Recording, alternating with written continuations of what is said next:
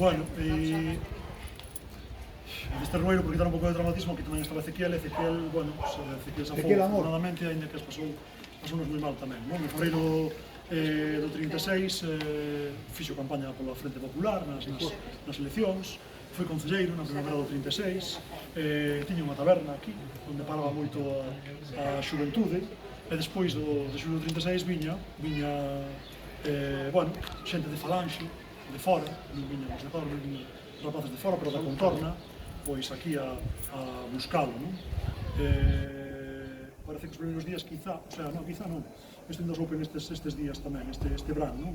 Que estuvo uns días en Valdés, metido nunha cova, nunha pedra, na beira do mar, xunto con outros dous de Corme, que digo eu, si serían os outros dous concelleiros, que eran Luís Ferro Souto e José Centeno Ferreiro, non?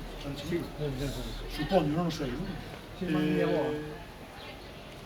Despois estuve por aí arriba, nunha caseta, onde hoxe están os eólicos, aí era todo hortas, e por aí tiñan unha caseta, e algunha vez estuve por aí, e salío a pedirlle axuda ao gente de Corme, que lle fora a traer un recado a casa ou así, e estuve na casa tamén, non? Eso, sabes que iso é o que se contaban, non? Que como estaba aquí e como que estrategia tiña a esclavitud, que era a muller para...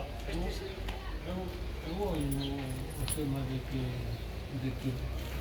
bueno, cando viñan do Palanque, daban un paseo por aquí, que revisaban rápido, porque era dos que se tiñan que esconder, porque tomaban 4 florios, e vento para aquí. E o poín era que el, o que facía, sempre buscaban na casa non o topaban, porque tiña, sei que polo tellado, que sacando unha tella que pasaba o tellado da casa de veciña. E na casa de veciña nunca miraba. Por que nunca miraba? Porque a nai de Ezequiel, ou máis a veciña, estaban todos os días chamándose de puta para arriba todo.